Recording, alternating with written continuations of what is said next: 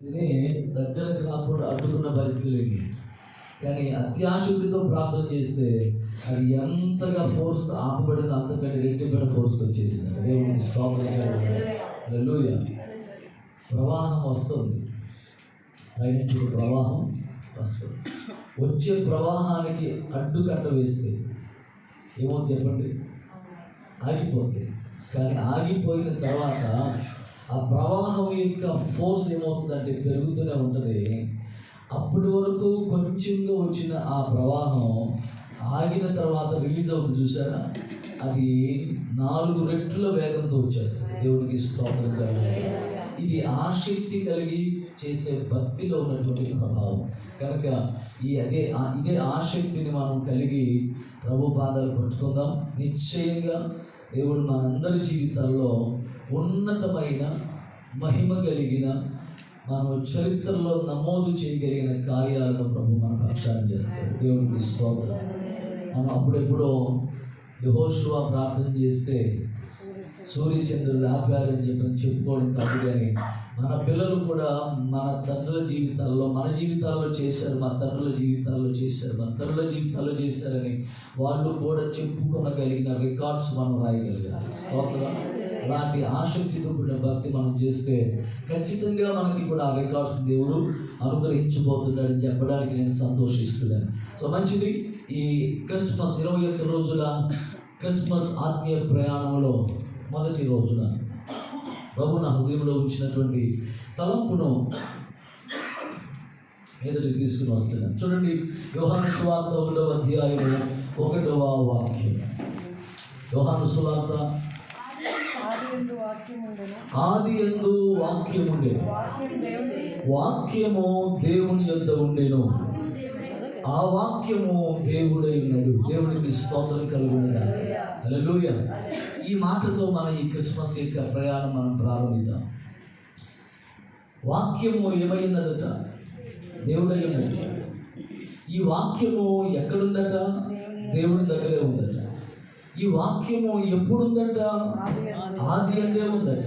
అంటే ఈ మనం చూస్తున్నటువంటి లేదా మనం నివసిస్తున్నటువంటి ఈ విశ్వం కావచ్చు, లేకపోతే మనం నిలిచి ఉన్న భూమి కావచ్చు, మన పై ఉన్నటువంటి ఆకాశం కావచ్చు, ఇవి ఏవి కూడా కలగక మునిపే ఆ వాక్కు దేవునికి స్తోత్రం. హల్లెలూయా. ఆ వాక్కు చేతనే ఈ బ్రహ్మాండం అంతా కూడా కలిగింది. ఆ వాక్కు చేతనే సమస్త విశ్వము కలిగింది.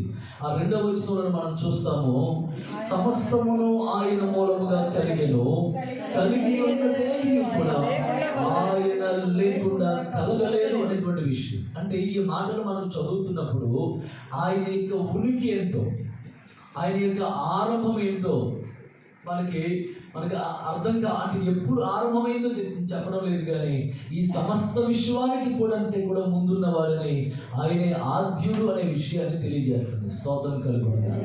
2వ విషయం ఏంటి అంటే ఆయన సర్వాంతర్యామి అనే విషయం తెలియజేస్తుంది.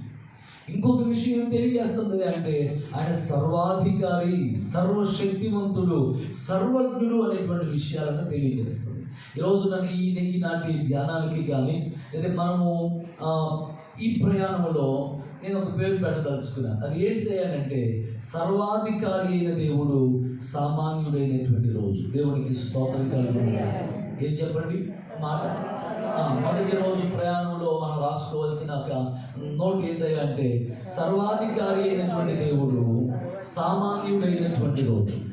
అంటే ఏదైనా చేయగలిగినటువంటి వాడు, అన్నిటికీ ఆద్యుడైనటువంటి వాడు, అన్నిటికీ అంతమైనటువంటి వాడు, అన్నిటికీ మూలాధారమైనటువంటి వాడు, తన నోటి మాట చేతనే, ఆ మాటలో ఉన్నటువంటి శక్తి చేతనే సమస్తమును కలిగించినటువంటి వాడు ఆ అధికారాన్ని, తన సార్వభౌమాధికారాన్ని, తన సామర్థ్యాన్ని, తన మహిమనంతటిని కూడా పక్కకు పెట్టి ఏమీ లేనివాడుగా, సామాన్యుడిగా, దీనుడిగా, రిక్తుడిగా భూమి మీదకి దిగి వచ్చేసినటువంటి రోజు. దేవునికి స్తోత్రం కలుగునుగా.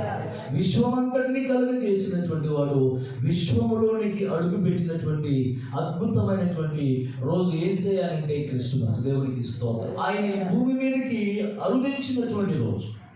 ఇది చాలా అంటే చాలా, ఇందులో మనం ఆలోచన చేస్తే ఇంతగా చేయడానికి అపోస్తలుడైనటువంటి పౌలు గారు ఫిలిప్పీ సంఘానికి రాసిన పత్రిక 2వ అధ్యాయము 5 నుంచి చదువుతుంటే మనకు చక్కని విషయాలు మనకు అక్కడ అర్థమవుతాయి. చూడండి, ఫిలిప్పీ సంఘానికి రాసిన క్రీస్తు యేసుకు కలిగిన ఈ మనస్సును మీరును కలిగి ఉండండి. ఆయన దేవుని స్వరూపము, ఆ మాట అండర్లైన్ చేసుకోండి. ఆయన దేవుని స్వరూపము కలిగిన వాడయుండి దేవునితో సమానముగా ఉండే అనుభవమును విడిచిపెట్టకూడని భాగ్యము అని ఎంచుకోలేదు గాని మనుషుల పోలికగా పుట్టి దాసుని స్వరూపము ధరించుకుని తనను తానే రిక్తునిగా చేసుకున్నాడు. మరియు ఆయన ఆకారమందు మనుషుడిగా కనబడ్డాడు. మరణము పొందునంతగా అనగా శిలువ మరణము పొందునంతగా విధేయత చూపించిన వాడై తనను తాను తగ్గించుకున్నాడు. దేవునికి స్తోత్రం కలుగునగా. ఎంతగా సామాన్యుడు అయ్యాడంటే శిలువ మరణము పొందునంతగా. ఆయన ఎంతగా త్యాగం చేశాడంటే ఆయన దేవుని స్వరూపమై ఉండి కూడా అది విడిచిపెట్టకూడని భాగ్యమని ఎరిగి ఉండి కూడా అది విడిచిపెట్టడానికి ఏమాత్రం కూడా సంకోచించలేదట. దాన్ని విడిచిపెట్టేశాడు. ఆ మహిమని విడిచిపెట్టేశాడు. ఆ అధికారం అంతటి కూడా విడిచిపెట్టేశాడు. తనకి కలిగిన సకల సౌఖ్యాలన్నీ కూడా విడిచిపెట్టేసేసి ఇదిగో ఎక్కడికి వచ్చేసాడట? దాసుడిగా, ఆకారములో మనుషునిగా ఆయన లోకానికి దిగి వచ్చాడట.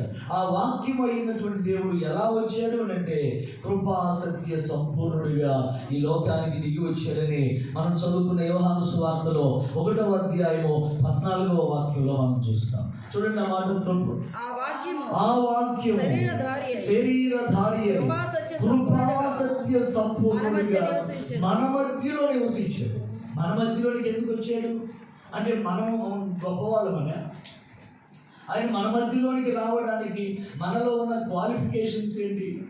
అసలు అంతటి సౌఖ్యాన్ని ఆయన విడిచిపెట్టేసి, అంతటి శ్రేష్టమైనటువంటి ఆధిక్యతని విడిచిపెట్టేసి, నేను ఎప్పుడు చెప్తాను, దేవదూతలు పాపము ఎరుగని దేవదూతలు.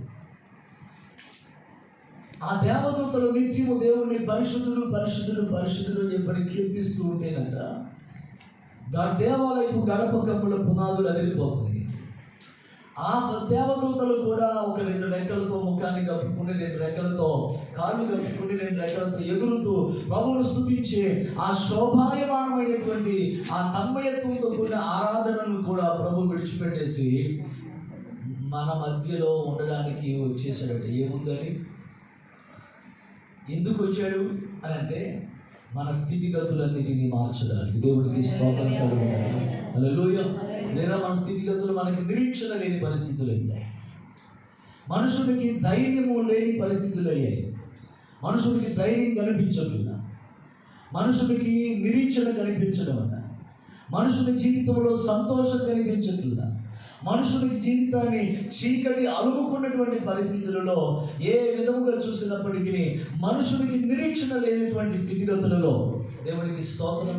మనుషుడికి బ్రతకడానికి ఆధారం లేని పరిస్థితులు, లేదా సంతోషించడానికి ఆధారం లేని పరిస్థితులు, ఒంటరితనాన్ని అనుభవిస్తున్న పరిస్థితులు, భయంతో బిక్కచచ్చిపోయినటువంటి పరిస్థితుల్లో రోజులు వెళ్ళదీస్తున్నటువంటి మనుషుని అదిగో ఆ స్థితిగతులన్నింటిలో నుంచి, ఆ బంధకాలన్నింటిలో నుంచి కూడా విడిపించడం కోసం దేవుడే దీనుడైనటువంటి రోజు. దేవునికి స్తోత్రం కలుగుతుంది. సర్వాధికారి సామాన్యుడైనటువంటి రోజు. దేవుడు మనుషు రూపిగా వాక్యమైనటువంటి వాడు మన మధ్యకు దిగి వచ్చేసి మనతో నివసించి, మన మధ్యలో నివసించి, మనం ఏ బాధను అనుభవించామో ఆ బాధను కూడా తాను అనుభవించినటువంటి వాడు. స్తోత్రం. ఇందులో ఏముందయ్యా అంటే దేవుని యొక్క శ్రేష్టమైన గొప్ప ప్రేమ. స్తోత్రం కలుగుతుంది. హల్లెలూయా. మనలో అర్హతలు ఉన్నాయని కాదు, మనలో క్వాలిటీస్ ఉన్నాయని కాదు, కానీ మనకు ఏమీ లేదని, మనకి ఏ విధంగా చూసిన సహాయం దొరకడం లేదని, మన పరిస్థితులను మనం జయించలేని వారంగా ఉన్నామని, మనం మార్చుకోలేని వారంగా ఉన్నామని, మన ముగింపు అనేటువంటిది మరణపు యొక్క కౌగిటిలోనే మన ముగింపుని ఎరిగినటువంటి వాడై ఆ మార్గాన్ని మార్చడం కోసం, మరణాన్ని జీవంగా మార్చడం కోసం, చీకటిని వెలుగుగా మార్చడం కోసం ప్రభువు దిగి వచ్చినటువంటి వాడే మనలను యాజకులుగాను రాజులుగాను చేయడం కోసమై ఆయన ఆ ప్రేమ గుణాతిశయములలో మనం పరవశిస్తూ ఆనందిస్తూ ఆ ప్రేమను మనం ఆస్వాదించి దానిని నలుగురికి మనం ప్రకటన చేస్తూ దేవుని ప్రేమ రాజ్యానికి మనం వారసులం అవుతామని పరిచయమే లేకుండా పోయిన మన జీవితాల్లో కనుమరుగైపోయినటువంటి ఆనందాన్ని, సంతోషాన్ని తిరిగి మరలా మనకు అనుగ్రహించడం కోసమే దిగి వచ్చినటువంటి వాడిని చెప్పడానికి నేను సంతోషిస్తున్నాను. దేవునికి స్తోత్రం. ఇది మనుషునికి దొరికినటువంటి ఓ గొప్ప బహుమానం. ఆమె సర్వాధికారి అయినటువంటి దేవుడు తన జనదైక కుమారుడైనటువంటి క్రీస్తుని మనకి బహుమానముగా అనుగ్రహించినటువంటి అద్భుతమైనటువంటి రోజు. మనము క్రిస్మస్ అంటే ఏం చెప్తాం చెప్పండి? సహజంగా బహుమతులు ఇచ్చి పుచ్చుకోవటం కదండి, గ్రీటింగ్స్ ఇచ్చి పుచ్చుకుంటుంటాం, శుభాకాంక్షలు చెప్పుకుంటూ ఉంటాం. అసలు శిశులైనటువంటి బహుమతి ఏంటి అంటే యేసయ్య. దేవుడికి స్తోత్రం కలుగునుగాక. ఆయన మనకు బహుమానముగా తండ్రి ప్రేమ చేత అనుగ్రహించబడినటువంటి వాడు. ఆ బహుమానము ద్వారా మనకి ఏం దొరికింది అంటే సంతోషం దొరికింది. ఆ బహుమానం ద్వారా సమాధానం దొరికింది.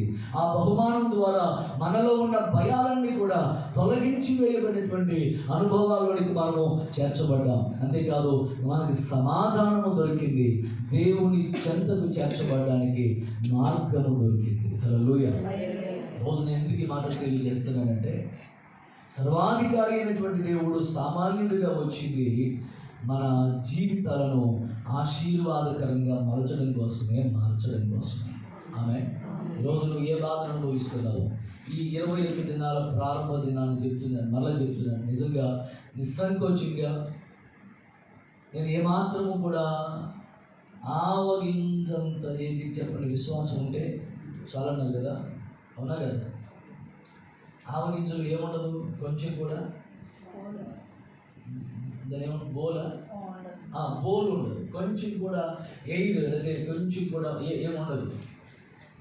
ఒకవేళ ఎక్కడన్నా కొంచెం ఇంతన్నా ఉన్నా అంత కూడా అవిశ్వాసం లేకుండా నేను నిశ్చయంగా చెప్తున్నాను, ఈ 21 రోజుల్లో దేవుడు మన పక్షాన్ని ఎదురు చేయబోతున్నాడు.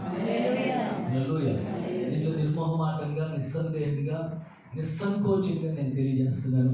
నిశ్చయంగా మనము ఊహించని అనుకొనని కార్యాలు యేసయ్య ప్రత్యక్షమయ్యే నాటికి అప్పటి ప్రజల పరిస్థితి ఏంటంటే దాన్ని చీకటి యుగమంటారు. ఇది మలాకి ప్రవక్త పుస్తకం దగ్గర నుంచి మళ్ళీ మత్తయి సువార్త వరకు మధ్యలో 400 సంవత్సరాలు. ఎన్ని సంవత్సరాలు? 400 సంవత్సరాలు. ఈ 400 సంవత్సరాలకి భక్తులు, పండితులు పెట్టిన పేర్లు ఏంటి అంటే చీకటి యుగం అంటారు. అంటే చీకట్లో ఏముంటుంది, ఏది ఎక్కడ ఉందో తెలియదు, ఏది ఎలా ఉందో తెలియదు, ఏమైందో తెలియదు. ఎందుకు చీకటి యుగం అన్నారంటే దేవుని దగ్గర నుంచి వచ్చే ప్రత్యక్షతలు ఏవి కూడా లేకుండా పోయింది. దేవుని దగ్గర నుంచి మాట లేదు, దేవుని దగ్గర నుంచి సమాచారం లేదు, మనుషునితో దేవుని యొక్క సహవాసం లేదు. జీవితం అంతా కూడా అస్తవ్యస్తమైపోయి బలత్కారంతో, దౌర్జన్యంతో, ఒకవేళ విచ్చలవిడిగా తయారైన పరిస్థితులలో దేవుడి పిల్లల అదిగో మన హృదయాలు దేవుడి వైపు త్రిప్పబడగలిగినట్లుగా దేవుడు తన ప్రేమ కలిగిన కార్యాన్ని ప్రభు జరిగించాడు. దేవుడికి స్తోత్రం. మన జీవితాల్లో కూడా ఒకవేళ ఓడిపోయిన పరిస్థితులు కావచ్చు, విసుగు చెందిన పరిస్థితులు కావచ్చు, లేకపోతే ప్రయత్నం చేసి విఫలమైపోయిన పరిస్థితులు కావచ్చు, ఇంకా ఈ పరిస్థితులు ఇంతే మారవు, ఇంకా ఇవి జరగదు, ఇంకా ఏ మనుషులు చేసినా, ఏ అధికారి చేసినా అది జరిగే ఛాన్సే లేదని చెప్పి అనుకున్న పరిస్థితులైనా సరే, సావుకుడికి నిండు మనసుతో దేవుని వాక్యాన్ని బట్టి నేను చెప్పగలుగుతున్న మంచి మాట ఏంటంటే ఆ స్థితిగతులన్నింటినీ కూడా మార్చగలిగిన వాడు మన దేవుడు. నువ్వు విశ్వసించి ఆసక్తితో ఆయన పాదాలు పట్టుకో. నేను ఇంకొక మాట కూడా చెప్తున్నాను, ఈ ఉదయకాలం ఎంత నువ్వు ఆసక్తితో ప్రభు సన్నిధికి చేరుతున్నావో అంతే ఆసక్తిగా విన్న మాటను కావచ్చు, నువ్వు చేసిన ప్రార్థన కావచ్చు, పట్టుకుని విశ్వసించు. స్తోత్రం. వాక్యాన్ని ఏం చేయాలి చెప్పండి? ఆయుధంగా పట్టుకోవాలి. పట్టుకున్న వాక్యాన్ని నువ్వు విశ్వసించి నీ గుండెలో భద్రపరచుకోగలగాలి. ఆమె హల్లెలూయా. సేవకుడు చెప్పిన మాట, సేవకుడి నోటి నుంచి వచ్చిన మాటని చేయాల్సింది ఏంటంటే అది గుండెలో భద్రపరచుకోవాలి. మరియమ్మ యేసేపు బాలుడైనటువంటి క్రీస్తుని తీసుకుని సుమయోను ప్రవక్త దగ్గరికి తీసుకువెళ్తారు. అక్కడికి వెళ్ళిన తర్వాత ఆ భక్తుడు ఓ మాట చెబితే ఆ మాటను యోసేపు గారి గురించి చెప్పలేదు, కానీ మరియాట ఆ మాట తన హృదయంలో భద్రపరుచుకుంటారు. దేవునికి స్తోత్రం కలుగు. ఎక్కడ భద్రపరుచుకుంది? ఆ దైవ సేవకుడి నోటి నుంచి వచ్చినటువంటి ఆ ప్రవచనాత్మకమైనటువంటి ఆ మాట తన హృదయంలో భద్రపరుచుకుంది. తన హృదయంలో భద్రపరుచుకుంది. మనము కూడా విన్నటువంటి మాటలను విని వదిలిపెట్టేసేయక అది మన హృదయంలో భద్రపరుచుకోగలగాలి, విశ్వసించగలగాలి, మనము నిరీక్షించగలగాలి. నిశ్చయముగా దైవికమైన కార్యాన్ని మనము చూస్తాము అని చెప్పడానికి నేను ఏమాత్రము కూడా సందేహించడం లేదు. నిశ్చయముగా ఈ మొదటి రోజు నుంచి మీరు ఆ విశ్వాసం మీరు కలిగి ఉండండి. దేవుడు కొన్ని ప్రత్యేకమైనటువంటి విషయాలు మనకి తెలియపరచడం మాత్రమే కాకుండా ఉన్నతమైన కార్యాలను ప్రభువు చేయబోతున్నాడు. స్తోత్రం, హల్లెలూయా. ఇప్పుడు దేవుడు ఏమయ్యాడు చెప్పండి? వాక్యమైనటువంటి దేవుడు మానవుడయ్యాడు. దేవుడు మానవుడయ్యాడు. వాక్కు శరీరమయ్యింది. స్తోత్రం. వాక్యమైంది, శరీరమైంది. దేవుడు ఏమయ్యాడు? మానవుడయ్యాడు. సర్వాధికారి ఏమయ్యాడు? సామాన్యుడయ్యాడు. దేనికి అంటే మళ్ళీ చెబుతున్నాను, మన జీవితాలను ఆశీర్వాదకరంగా అద్భుతంగా మార్చడం కొరకు మాత్రమే. ఇందులో ఆయనకు స్వార్థమేమి రీజన్ ఒకటే రీజన్. ఆయన పోలికలో చేయబడ్డాము, ఆయన స్వరూపంలో చేయబడ్డాము, ఆయన పోలికలో చేయబడ్డా. ఆయన పోలికలో ఆయన స్వరూపంలో చేయబడినటువంటి మనము ఆ పోలికలో లేని కారణం చేత తిరిగి మనలో ఆ పోలిక రావడం కోసమే ప్రభువు మన కొరకు దిగి రావాల్సి వచ్చింది. ఎందుకంటే తెలుసా, మన అవిధేయతల స్థానంలో ఆ శిక్షను, ఆ బాధను మనం భరించలేము కనుకనే ఆ శిక్షను తాను భరించడం కోసం, మన స్థానంలో నిలవడం కోసం, మనలను విమోచించడం కోసం, మన మీద ఏలుబడి చేస్తున్నటువంటి మరణ పాశమంతటిని కూడా కొట్టివేయడం కోసమే ప్రభు దిగి వచ్చారు. మనం ఇప్పుడు సెలబ్రేట్ చేసుకుంటున్నాం. కొన్ని గ్రీటింగ్స్లో మనం చూస్తాం. దిస్ ఈజ్ ద రీజన్ అని చెప్పని మనం చూస్తాం. ఒక ప్రక్కన అదేం చేద్దాం, క్రిస్మస్ ట్రీకి సంబంధించినటువంటి ఆకులతో గ్రీనిష్గా ఉన్నటువంటి కిరీటం ఉంటుంది ఒక పక్కన, మరొక పక్కన ముళ్ళ కిరీటం ఉంటుంది. ఈ సీజన్ ఇదిగో ఈ రీజన్ కోసమే. ఆయన పుట్టింది మరణించడం కోసమే. స్తోత్రం చెప్పండి. ఆయన పుట్టింది మన స్థానంలో మన కొరకై మరణించి మనలను విమోచించడం కోసం. ఇక వాస్తవానికి ఎండిపోయినట్లుగా ఉన్న మన జీవితాలను పచ్చటి చిగురుగా లేకపోతే ఆశీర్వాదకరమైన జీవితాలుగా మలచడం కోసమే ఆయన మనకి ఈ లోకానికి దిగి వచ్చారు. కానీ ఈ రోజుల్లో మనం హ్యాపీ క్రిస్మస్ అని సెలబ్రేట్ చేసుకుంటున్నాం, కానీ ఆ వచ్చిన ఉద్దేశాన్ని మాత్రము మనం మర్చిపోతున్నాం. లేదా కేకులు, లేదా గ్రీటింగ్స్, లేదా బట్టలు, లేదా వగైరా వాటిల్లోనే మనం క్రిస్మస్ ఆనందాన్ని మనం వెతుక్కుంటున్నాం. కానీ అసలు శిశులైన ఆనందం అది కాదు. ఆయన ఎందుకు దిగి వచ్చాడో ఆ ఉద్దేశాన్ని మనం గుర్తిరిగి ఆ ఆలోచనలతో మనం ఏకీభవించి ఆ ప్రేమను మనం స్మరిస్తూ ఆ ప్రేమను మన హృదయాల్లో మనము జనింప చేసుకుని ఆయనతో అడుగులు వేయడమే. స్తోత్రం కలుగును. హల్లెలూయా.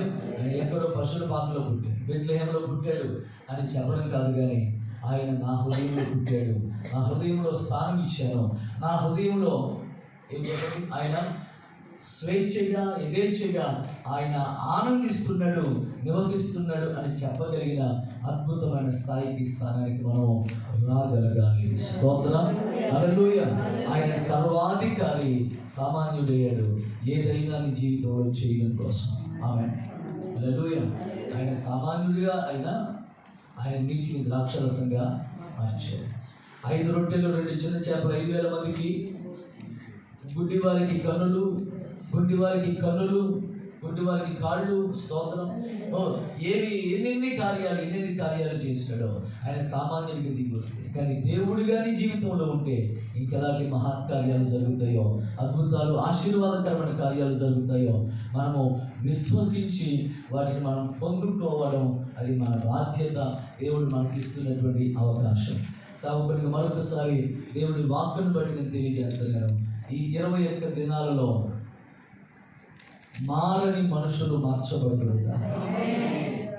కరుడు గట్టిన హృదయాలు, పాషాణ హృదయాలు మెత్తటి మాంసపు హృదయాలుగా మార్చబడునుగా. దేవునికి దూరస్తులైనటువంటి వారు సమీపస్తులుగా మార్చబడుతున్నారు. ఎండినట్టు అయిపోయినటువంటి పరిస్థితులన్నీ కూడా జీవముతో ఉట్టిపడినట్లుగా ఉండునుగా, అరణ్యము ఫలభరితమైన వృక్షవనముగా మార్చివేయబడునుగా. నిశ్చయముగా ప్రవచన రీతిగా పలుకుతున్నాను. ఈ మాటలు అక్షర సత్యాలు. విశ్వసిద్దాం, వాటిని మనం స్వతంత్రించుకుందాం, నిరీక్షిద్దాం. సామాన్యుడిగా వచ్చిన సర్వాధికారి అయిన దేవునికి హృదయంలో స్థానం ఇచ్చి ఆ ప్రేమను మనము అనుక్షణము అనునిత్యము ఆస్వాదిస్తూ ఆయనతో కలిసి ప్రయాణం కొనసాగిద్దాం. దేవుడికి స్తోత్రం.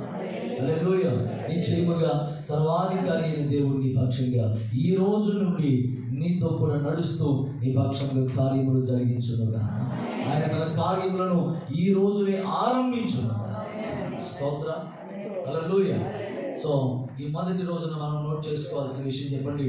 సర్వాధికారి అయిన దేవుడు సామాన్యుడయ్యాడు. నన్ను అసామాన్యుడిగా మార్చడం కోసం.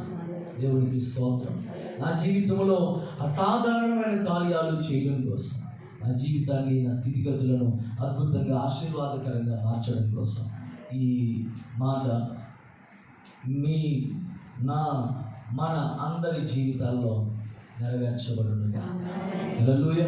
దేవుడి మాటలు మన వినికిడిలో దీవించునుగా. దయచేసి తలలు వంచండి, ప్రార్థన చేద్దాం.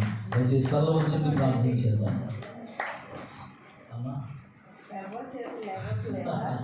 దేవునికి స్తోత్రం. హల్లెలూయా. హల్లెలూయా. దయచేసి తలలు వంచండి, ప్రార్థన చేద్దాం. దేవా మీకు వందనాలు. దేవా మీకు స్తోత్రం. స్తోత్రం. సర్వాధికారి అయిన దేవా మీకు స్తోత్రాలు. నా కోసం సామాన్యుడిగా దిగి వచ్చిన దేవా మీకు స్తోత్రాలు.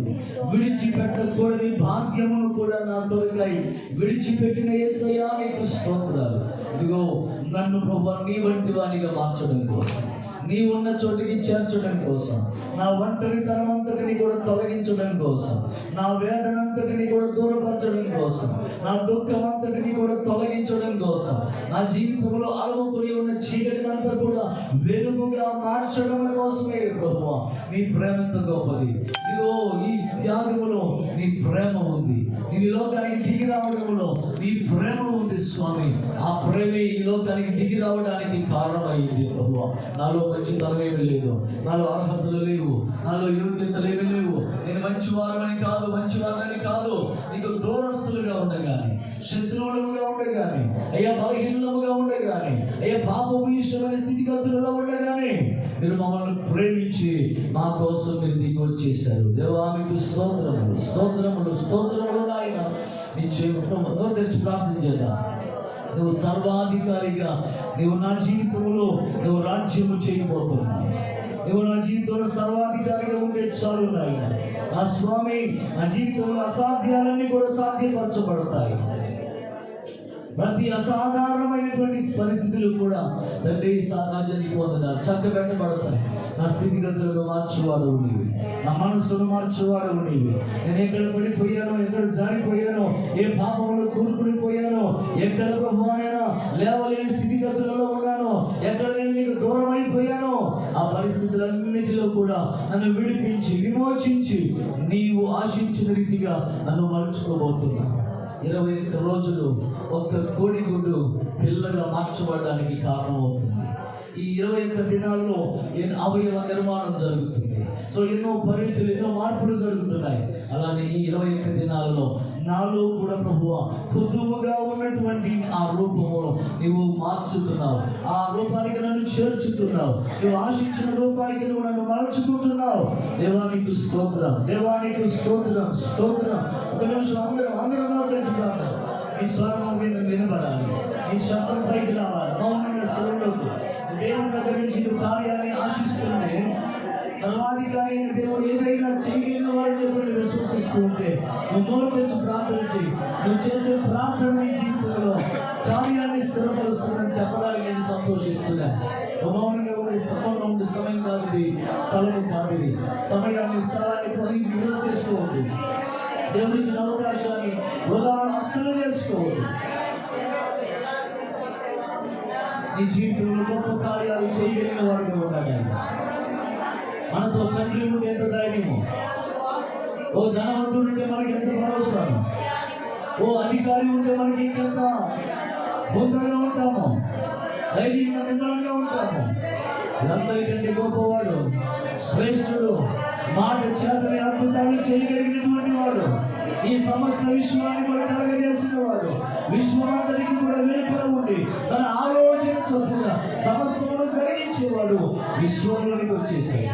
సర్వాధికారి సామాన్యుడైపోయాడు. దేవుడు వాక్యమైనటువంటి వాడు శరీరాకారంలోకి వచ్చేసాడు. దేవుడు మానవుడయ్యాడు. ఏంటో తెలుసా, నీ పరిస్థితులు, నా పరిస్థితులు, మన పరిస్థితులు మార్చడానికి మనలో నిరీక్షణ కలిగించడం కోసం ఈ మొదటి రోజు మనకి నిరీక్షణతో మనం నింపుతున్నాడు.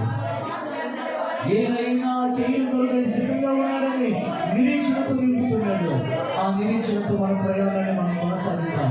దేవుడి సన్నిధిలో మౌనంగా ప్రార్థన చేద్దాం. ప్రభు చేసే కార్యాల కొరకు మన జీవితాలను చక్కబెట్టుకుందాం, సిద్ధపరచుకుందాం. ఏ పరిస్థితులు అయితే చేయలేకపోయాయో, ఏ పరిస్థితులు అయితే జరగమనుకుంటున్నావో, ఎక్కడైతే ఏ పరిస్థితులు అయితే నువ్వు పనికి రాకుండా పోయాయనుకుంటున్నావో, ఏ వ్యక్తి అయితే మానవం లేదనుకుంటున్నావో, ఎక్కడ బందీ అయిపోయావనుకుంటున్నావో, నువ్వు ఆసక్తితో, విశ్వాసంతో, నిరీక్షణతో నువ్వు ప్రభు వైపు చూస్తే నీ ముఖంలో నెమ్మదిని, సంతోషాన్ని నింపగలిగినటువంటి వాడు ఆయన. Oh thank you Lord, thank you Lord, thank you Lord, thank you Lord. Hallelujah, hallelujah, hallelujah. చేద్దాం, ప్రార్థన చేద్దాం. అమౌంట్ అస్సలు విశ్వాసానికి కదా పక్కన వాళ్ళు ఒకవేళ వింటే వాళ్ళు కూడా నీ మాటని ప్రార్థన చేస్తారు. వాళ్ళు చేయి ప్రార్థించి ఒక వ్యక్తి ప్రార్థన చేయడానికి నీ నోటి మాటలు ఆధారమైతే సంతోషమైనా ప్రార్థించి ప్రార్థించి స్తోత్రం.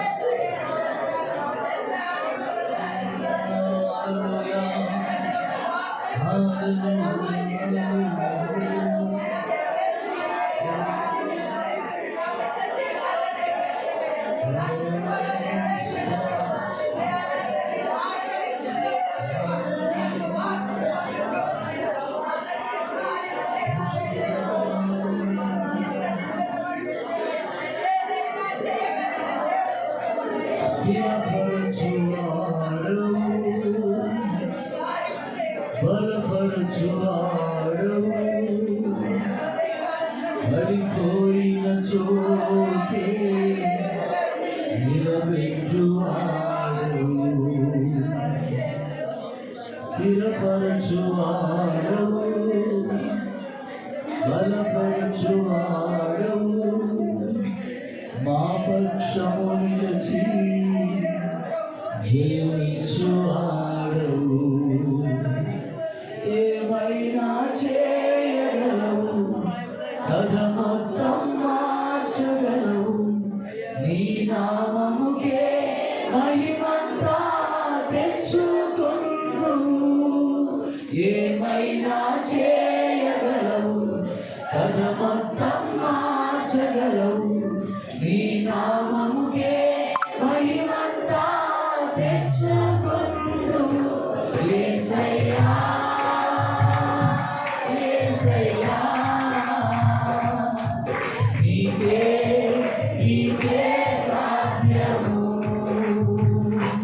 యేసయ్యా, యేసయ్యా, నీకే నీకే సాధ్యము. సర్వకృపానిధి మా పరమ కుమ్మరి, నీ చేతిలోనే మా జీవమున్నది. సర్వకృపానిధి మా పరమ కుమ్మరి, నీ చేతిలోనే మా జీవమున్నది. మా దేవా, నీ ఆలోచనలన్నీ ఎంతో గొప్పవి, మా ఊహకు మించిన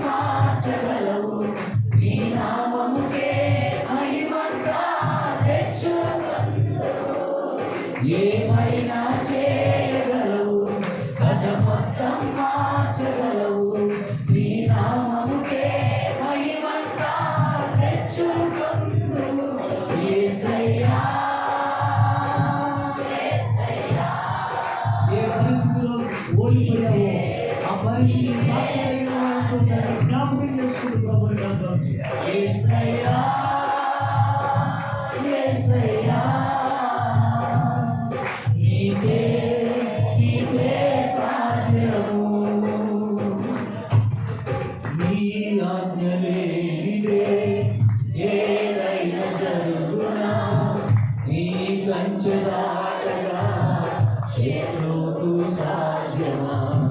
నీ ఆజ్ఞ లేనిదే ఏదైనా జరుగునా? నీ కంచె దాటగా శత్రువుకు సాధ్యమా? మా దేవా నీవే మాతో ఉంటే అంతే చాలును. అపవాది తలచిన కీడులన్నీ మేలైపోవును. మా దేవా నీవే మాతో ఉంటే అంతే చాలును. అపవాది తలచిన కీడులన్నీ మేలైపోవును. ఏమైనా చేయగలవు, కథ మొత్తం మార్చగలవు. నీ నామముకే మహిమంతా తెచ్చుకొందుము. ఏమైనా చేయగలవు, కథ మొత్తం మార్చగలవు. నీ నామముకే మహిమంతా తెచ్చుకొందుము. యేసయ్యా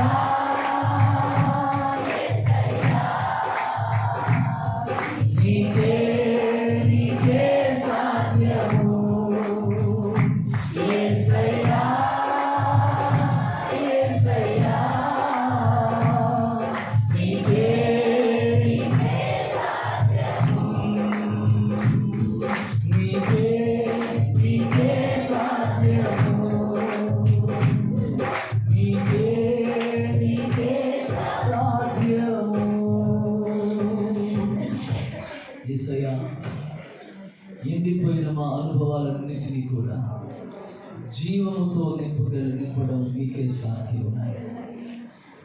అడుగంటుకుని పోయిన మా ఆశలన్నింటినీ కూడా మరలా చిగురింపు చేయడం నీకే సాధ్యం.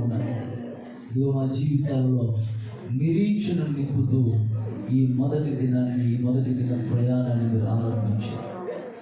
అతన్ని నువ్వు చేయబోయే గొప్ప కార్యాలు నువ్వు చేస్తున్నావని, చేయబోయే కార్యాల కోసం మేము నిరీక్షణతో కొనసాగడం కోసం సర్వాధికారిగా నువ్వు మాతో ఉన్నావని, సర్వాధికారి అయిన దేవుడు అయిన నీవు ఏదైనా చేయగలిగిన దేవుడవు, నువ్వు మాతో ఉన్నావని, మా పక్షంలో ఉన్నావని, అపవాది కీడులన్నింటినీ కూడా తొలగించి వాటిని మేలుగా మార్చే దేవుడు అని వాళ్ళు నిరీక్షణ కలుగజేస్తున్నవాడా నీకు స్తోత్రాలు చెల్లిస్తున్నాను. ఈరోజు ఎవరెవరు ఏ స్థితిగతుల్లో ఏ పరిస్థితిలో ఉన్నారో వారి పరిస్థితులన్నిటినీ కూడా మేము అనుకున్న దానికంటే, మేము ఆశించిన దానికంటే నీవు ఆశించినట్లుగా మార్చబోతున్నావు. నీవు కోరుకున్నట్లుగా మార్చబోతున్నావు. నీవు కోరుకున్న స్థాయికి నువ్వు చేర్చబోతున్నావు. నీవు చూడాలనుకున్న రూపము వారిలో నీవు రూపుదిద్దుతున్నావు.